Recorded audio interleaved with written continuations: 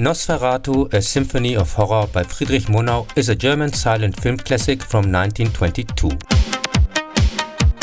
It is considered one of the first representatives of the horror film, exerted a great influence on the genre with its visual design, especially the eerie play with the shadows, and is the first surviving, albeit unauthorized, adaptation of Bram Stoker's Dracula from 1897. See also the same-named retrospective. However, all the names have been changed. Count Dracula, played by Max Schreck, is called Count Orlok. It is set in Germany and not in England, and the plot, performed in 5 acts, is only singular in the first half. Some important characters from the original are missing, like the group that hunts Dracula down and kills him finally, and therefore the movie has a completely different ending. Nevertheless, the author's widow had all copies destroyed in court in the year of release. Some versions, like those already sold in other countries, have survived.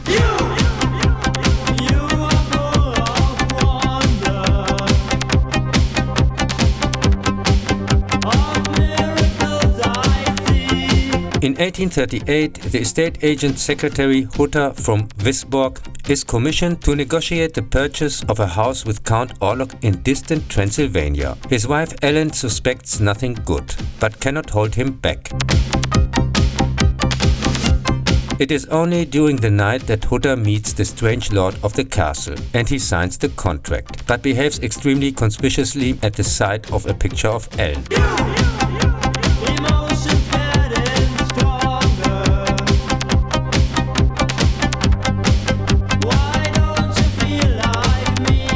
The next morning, Hutter discovers red marks on his neck and suspects that Orlok, who sleeps in a coffin and goes on a journey in it, is a vampire, the Nosferatu, and flees the castle in fear for his wife. Meanwhile, Hutter's employee is possessed by Orlok, and at some point an unmanned ship docks in Wisborg, its cargo bringing plague, death and the destruction to the inhabitants.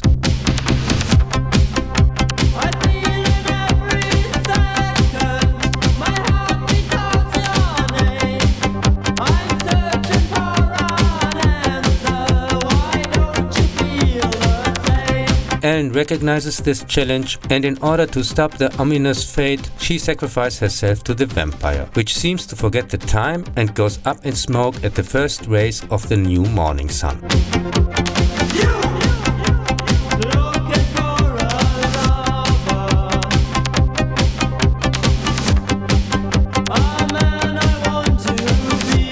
In 1979, Werner Herzog's German-French production Nosferatu the Vampire is a remake that quotes Murnau's characters almost unchanged, with identical sets and camera angles in many scenes. However, the original English novel names are used, as this became 1979 public domain. Here Jonathan Harker from Wismar visits Count Dracula in 1850, portrayed very convincingly by Klaus Kinski.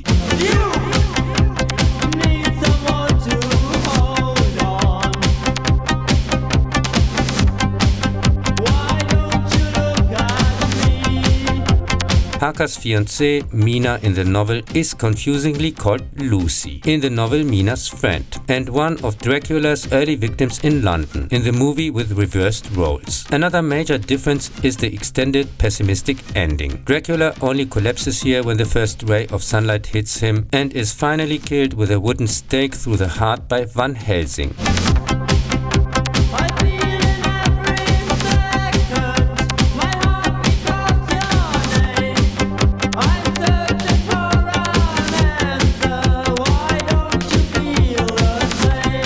Harker, whose transformation into a vampire is now complete, turns to the police, which arrests Van Helsing for the murder.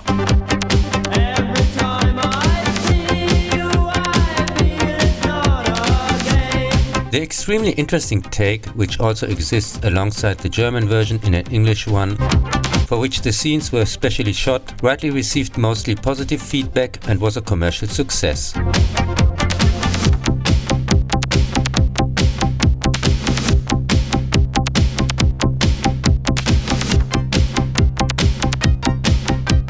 Augusto Caminito's alleged Italian sequel Nosferatu in Venice from 1988 has nothing to do with its predecessor apart from Kinski, who refused to wear the elaborate mask and mostly walks around normally with long hair. The vampire is also neither called Orlok nor Dracula, but simply Mr. Nosferatu, who is awakened in 1986 thanks to a seance in Venice, goes there and now lurks around, and can only be redeemed by a virgin who gives herself to him or something.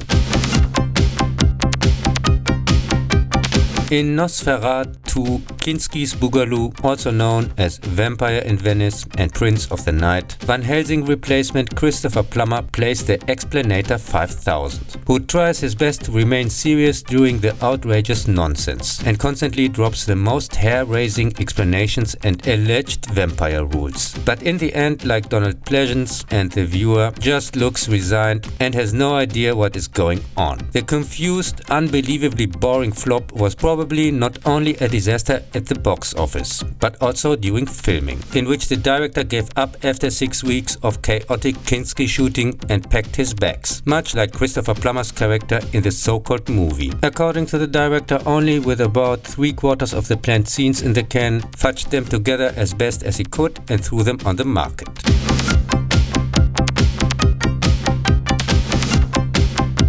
In 2000, Elias Merrich's British-American independent fantasy horror Shadow of the Vampire is about the making of Nosferatu, during which the film crew slowly realizes that the supposed actor Max Schreck is a German word for fear, is actually a vampire, with whom Murnau has made a diabolical pact.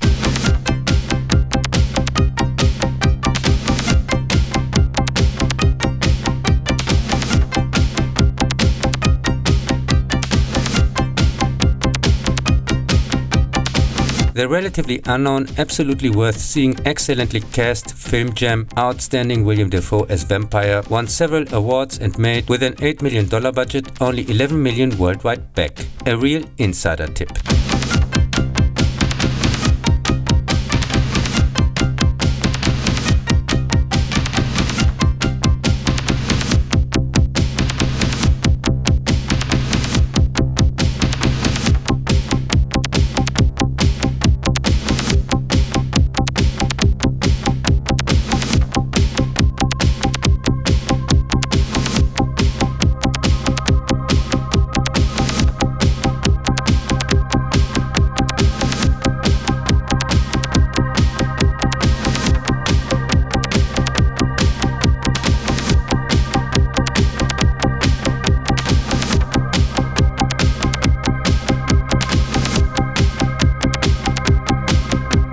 In 2024 came with Robert Eggers' US production in Germany Nosferatu the Undead, another remake, which uses the original names again, but also has additional novel characters similar to the 1979 version, such as Professor von Franz aka Van Helsing. Although the plot largely sticks to the original, it focuses more on Ellen and is a little bit more detailed. For example, Hutter witnesses a vampire execution when he arrives in the village. Orlok makes him sign a mysterious document in an occult script, divorce papers as it later turns out, and gets an unnecessary backstory as black magician whatsoever, cursed by the devil who turned him into a vampire. Ellen gets one in which she practically wished for him in her youth and has been in psychic contact ever since, sometimes as if possessed, and he talks to her in her dreams, while he holds back on showing Nosferatu himself, primarily showing the effects of his presence, and his massive appearance with hair is more in line with the novel Dracula.